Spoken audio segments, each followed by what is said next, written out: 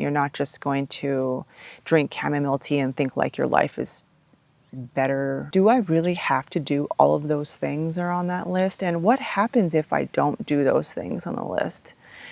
And I know part of you are going to be thinking, well, I've got a lot of things on my list and I just have to go to work and I have to go to school and there's some non-negotiables that I just have to do. What would it be like if you could just wake up and have like a good hour to yourself where you're able to do that yoga or those stretch moves, drink your favorite coffee, maybe do some qigong or some breath movements, things that make it feel light and playful to be alive and not so forced to move a million miles per hour and where your productivity is rewarded. It is now 4 p.m. It is now 5 p.m. and I haven't gone for the walk. I haven't done any stretching and I'm starting to just feel it in my muscles, my jaw. My jaw is feeling tight. I might be a little bit more moody with my family members and that's just where I'm at. And so I don't know if you ever experience the same thing where you just feel like things are going a million miles per hour and there's just no time. And I want to share with you, it's just going to take maybe a little undoing. We don't have to do all of the things. Maybe some questioning, some soft questioning. And you don't even have to answer right now. You could just maybe ponder the thought of, do I really have to do all of those things that are on that list? And what happens if I don't do those things on the list? And I know part of you are going to be thinking, well, I've got a lot of things on my list and I just have to go to work and I have to go to school and there's some non-negotiables that I just have to do. And I'm not asking for you to leave those things. I'm asking for you to just question yourself about if things have to look a certain way and have to be done a certain way and only you can get those things done. And when we go around thinking like that, we're going a million miles per hour. We are not listening to our bodies. We're not listening to what it is that we really truly need that's going to make us feel fulfilled or excited or energetic or all of those awesome feelings that we get to have. That's when we start to give way to stress and maybe we'll eat things that don't feel good in our stomachs. Maybe we'll eat things that give us a headache or a stomach ache. And maybe we'll start to believe the very thoughts that are pounding our minds. Are we good enough? Are we a good mom? Are we a good, all of those different questions that you might be asking. So it starts to stack on. And so just with that simple question of, does it have to be done a certain way? What can I do to feel more energetic? That's it. Just flirt with the idea of the possibility.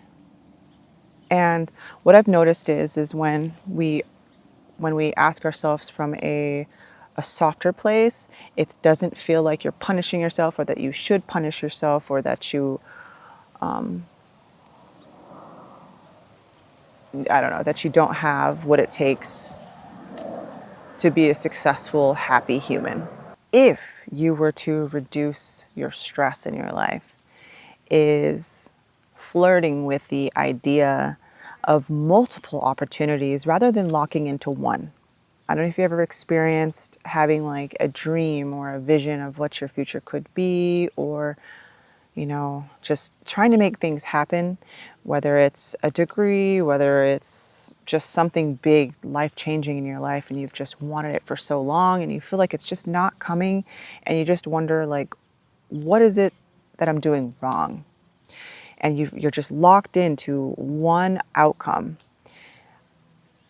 When you get to a place where you're able to reduce your stress in whatever form it is, because everyone is different, you're not just going to drink chamomile tea and think like your life is better or more. Yeah, it's not one singular thing. It's going to be a handful of things. For example, for the longest time, I wanted to move to a different state. And I was locked into this one city of a different state. And I just wanted it and I wanted it. And I was looking at the Zillow. I was going online and just looking at all the possibilities, learning about the city. And it was just not happening. And I was like, okay, should we go to a different city? And so I opened up to the idea of staying in the state that I'm in, but going to a different city. Well, what is it that I want to experience? More trees. What do I want to experience? More green. I want to be closer to the ocean. All these different guidelines or different amenities that I wanted within where I moved to. So I opened up and started flirting with those ideas. And it was almost within like 1 week where boom, boom, boom, boom, boom, things were just happening quickly. Approved here, approved there. Of course, there's bumps in the road, but at the same time, like it moves so fast. So that is just one example of a micro specific thing that we may be blocking ourselves from because we're just so stressed and wanting to control a certain outcome. Just flirt with the idea. If you were to reduce your stress, is discovering things that you forgot that you loved. I know when I was a little girl, I loved to dance. I loved to put on a show. And I, over the years, hid those parts of myself because of I was embarrassed, underlying all these other different factors.